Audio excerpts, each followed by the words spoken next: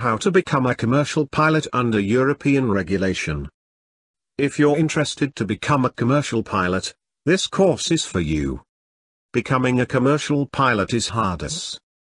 The training is expensive and you need to be focused on your goal. During this course you will learn how and what you need to learn to become a professional pilot. We will start with the basics. First of all, the medical requirements, then the choice of the flight school, the PPL course to obtain the private pilot license, proceeding with the time building to gain experience. Then night reading VFR, the APL exams, and finally the last stage to become a commercial pilot, obtaining the commercial pilot license with the instrument rating with multi-engine rating.